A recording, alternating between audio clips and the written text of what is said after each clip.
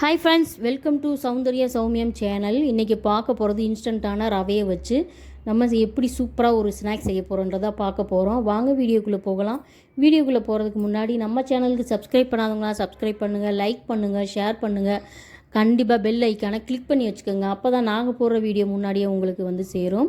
வாங்க வீடியோக்குள்ளே போகலாம். இன்றைக்கி நான் ஒரு கப் அளவுக்கு ரவை எடுத்திருக்கேன், ஒரு கண்ணாடி பவுலில். நீங்கள் எவ்வளவு உங்கள் குவான்டிட்டி, உங்கள் வீட்டில் எத்தனை மெம்பர்ஸ் இருக்காங்களோ அதுக்கு தகுந்த மாதிரி நீங்கள் ரவையை கூட்டி குறைச்சி எடுத்துக்கலாம்.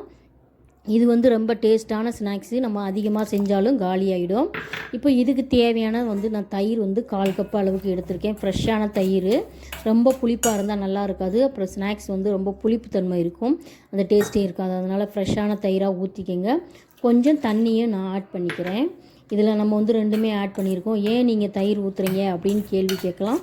தயிர் ஊற்றுறதுனால நம்மளுக்கு இந்த ஸ்நாக்ஸ் சாஃப்ட்னஸ் கிடைக்கும், ஒரு டேஸ்ட்டு கொடுக்கும். நம்ம தண்ணி மட்டும் ஆட் பண்ணோம்னா இதில் கொஞ்சம் வித்தியாசப்படும். அதனால தான் நம்ம தயிர் ஊற்றுறோம். தயிர் பிடிக்காது அப்படின்றவ இதை ஸ்கிப் பண்ணிக்கலாம், ஒன்றும் பிரச்சனை இல்லை. இப்போ நல்லா இதை ஊற்றி கிளறிக்கிட்டு இருக்கோம்.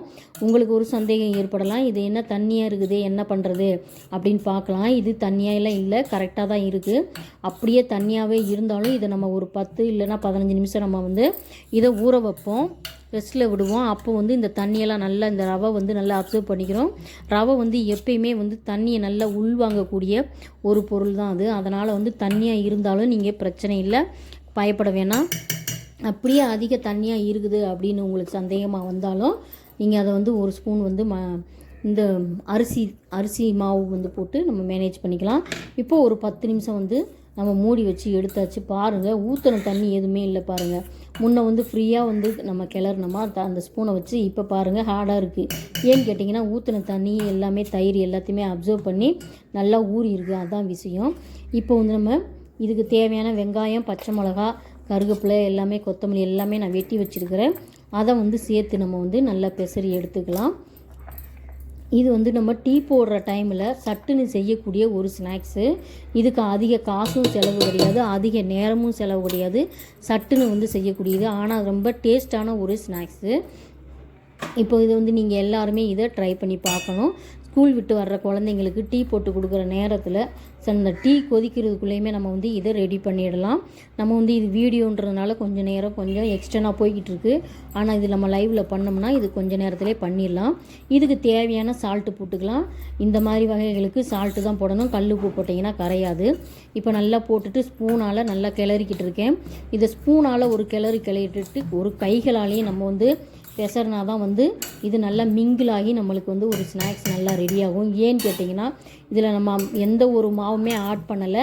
அதனால் வெறும் ரவையை மட்டுமே வச்சு நம்ம பண்ணுறதுனால இது எல்லாமே மிங்கிள் ஆகிறதுக்கு கைகளால் வச்சு நல்லா பெசரி விட்டால் தான் எல்லாமே மிங்கிளாகி நம்மளுக்கு ஸ்நாக்ஸ் ரெடி ஆகும். இல்லைன்னு கேட்டிங்கன்னா எல்லாமே உதிரியாக போய் எல்லாமே விரிஞ்சு ஓடிடும், மிங்கிள் ஆகாமல் இருக்கும், ஒரு ஷேப்லெஸ்ஸாக இருக்கும். அதுக்காக தான் நான் கைகளால் பெசர சொல்கிறேன். இப்போ அடுப்பை ஆன் பண்ணி நம்ம ஒரு கடாயை வச்சு எண்ணெய் ஊற்றி நம்ம சூடுபடுத்திக்கலாம். நீங்கள் உங்கள் வீட்டில் எந்த எண்ணெய் யூஸ் பண்ணுறீங்களோ அதே எண்ணெயை ஊற்றி நம்ம நீங்கள் யூஸ் பண்ணிக்கலாம்.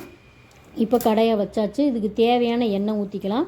நான் இதுக்கு கம்மியாக தான் எண்ணெய் ஊற்றி நான் சூடு பண்ணி இது பொரிக்க போகிறேன். ஏன்னு கேட்டேன்னா சூடுபடுத்தின எண்ணெயை அதிகமாக சாப்பிடக்கூடாது அப்படின்ற ஒரு காரணத்தினால இப்போலாம் கொஞ்சம் கொஞ்சமாக எண்ணெய் ஊற்றி நான் செஞ்சுக்கிட்டு இருக்கேன். அதனால் கம்மியாக ஊற்றிருக்கேன். இது பொரிச்சளவு தான், ஒரு 15 உருண்டைகள் தான் வரும். அதனால் அதுக்கேற்ற மாதிரி நான் எண்ணெய் ஊற்றிருக்கேன். எண்ணெய் நல்லா காஞ்ச பின்னாடி நீங்கள் அதை ரெடி பண்ணி போடுங்க. எண்ணெய் காய்கிறதுக்கு முன்னாடியே நீங்கள் போட்டிங்கன்னா அது கிறிஸ்பியாக இருக்காது, ஒரு மாதிரி நமத்து போன மாதிரி இருக்கும். அதுக்காக நல்லா எண்ணெய் காஞ்ச பின்னாடி இதை நீங்கள் கைகளால் எடுத்து போடுங்க, இல்லை ஸ்பூனால் எடுத்து போடுங்க.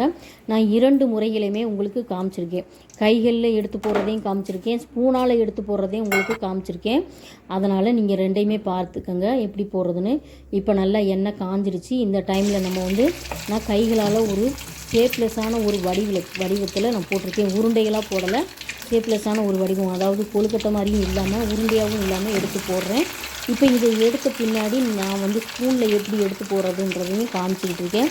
அதையும் நீங்கள் பாருங்கள். எப்படி வேணால் நம்ம போடலாம், ஆனால் உருண்டையை போட்டாக்கா கொஞ்சம் வேகிறது வெந்து உள்ளே கிறிஸ்ப்னஸ்ஸாக இருக்காது. அதுக்காக தான் நான் இந்த ஸ்பூனில் எடுத்து இந்த மாதிரி உங்களுக்கு போட்டு காமிச்சிக்கிட்டு இருக்கேன். இந்த மாதிரி ஸ்பூனில் எடுத்து அப்படி எடுத்து பொரியல் வைக்கிற மாதிரி எடுத்து போட்டோம்னா அதுவும் நல்லா டேஸ்ட்டாக இருக்கும், பார்க்கறதுக்கும் நல்லாயிருக்கும். நல்லா வேகும் உள்ள எண்ணெயெல்லாம் போய். அதுக்காக தான் நம்ம வந்து இந்த மாதிரி போடுறோம். நல்லா வெந்த பின்னாடி எடுத்து சர்வ் பண்ணிவிட்டு டீ குடிக்கிற டைமில் நீங்கள் சாப்பிட்டு பாருங்களேன். சூப்பரான ஒரு அல்டிமேட்டான ஒரு ஈவினிங் ஸ்நாக்ஸ் ரெடி ஆகிடுச்சு.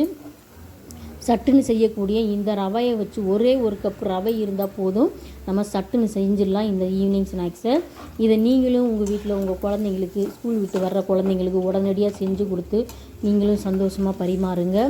வீடியோ பிடிச்சிருந்தா லைக் பண்ணுங்கள், ஷேர் பண்ணுங்கள், கண்டிப்பாக நம்ம சேனலுக்கு சப்ஸ்கிரைப் பண்ணுங்கள். இப்போ பாருங்கள், எல்லாமே ரெடி ஆகி எடுத்து வச்சுட்டேன். இப்போ இந்த இதை வந்து நான் வந்து உங்களுக்கு பிச்சு காமிக்கிறேன் பாருங்கள். ரொம்ப ஹார்டாகவே கிடையாது, நல்லா ஸ்மூத்தாக பிச்சுக்கிட்டு இருக்கேன். சூடாக இருக்கிறதுனால நான் பிக்க முடியலை. நல்லா ஸ்மூத்தாக இருக்குது, பார்க்குறதுக்கே சூப்பராக இருக்குது, கிறிஸ்பியாக இருக்குது ரொம்ப. இதை டீ குடிக்கும்போது சாப்பிட்டாக்கா சூப்பராக இருக்கும். அடுத்த வீடியோவில் பார்க்கலாம். பாய்.